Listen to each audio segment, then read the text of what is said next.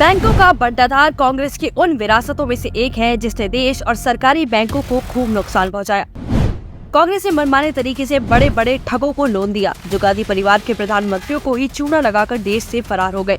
90 के दशक में बैड लोन और एनपीए लगातार बढ़ता जा रहा था। 1996 में एनपीए 15.7% पर पहुंच गया था। कांग्रेस ने बैंकिंग सेक्टर में एक आतंक मचा रखा था।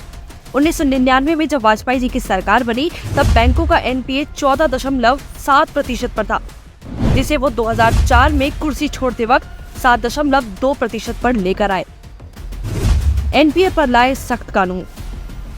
बैंक से लोन लेकर उसे उल्लू बनाने वालों पर नकेल कसने के लिए वाजपेयी जी सरफेसी कानून लेकर आए, जिसके तहत अगर कोई व्यक्ति लोन नहीं चुकाता तो सरकार के पास ये पावर थी कि वो 60 दिनों के नोटिस के बाद उसकी संपत्ति पर कब्जा करके पैसा वसूल सकती है, जिसके चलते एनपीए एकदम नीचे आ गया। ये बात तो खुद कांग्रेस ने भी मानी थी कि वाजपेयी जी की सरकार में देश की आर्थिक स्थिति बेहतर हुई थी।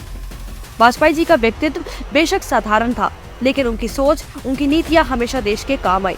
लेकिन 2004 में एक बार फिर कांग्रेस का काला साया बैंकों पर छाया और उसने वाजपेयी जी की सारी मेहनत पर पानी फेर दिया और 2009 से 2010 के बीच एनपीए 14.9% पर पहुंच गया। फरवरी 2013 में बैंकों का एनपीए 50% तक बढ़ चुका था। सोचिए कांग्रेस ने कितने लुटेरों को लोन दिया होगा कि एनपीए इस स्तर तक बढ़ चुका था। मोदी जी ने बैंकों को लौटाई पाई।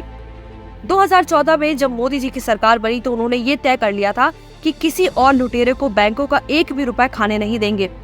2015 में लोकसभा में तत्काल एक विधेयक पेश हुआ और 2016 में उसे मंजूरी भी मिल गई। वो कानून था इंसॉल्वेंसी एंड बैंकरप्सी कोड, जिसके तहत अगर कोई ऋणी दिवालिया हो जाता है तो सरकार उसकी कोई भी संपत्ति को बेचकर अपना पैसा वसूल सकती है। जिसका सबसे बड़ा उदाहरण है भगोड़े विजय माल्या, नीरव मोदी और मेहुल चोकसी, जिनकी करीब 18,000 करोड़ से अधिक की संपत्ति जब्त की गई और बैंकों को वापस लौटाई गई। मोदी सरकार के पिछले 5 सालों में 7.17 लाख करोड़ एनपीए रिकवर हो चुका है और 10.57 लाख करोड़ का कर्ज राइट ऑफ कर चुकी है। मोदी जी का एक ही उसूल है, घी सीधी उंगली से ना निकले तो उंगली टेढ़ी कर दो। कांग्रेस की मुफ्त की रेवड़ियां पहले ही उसके राज्यों को कंगाल कर रही है।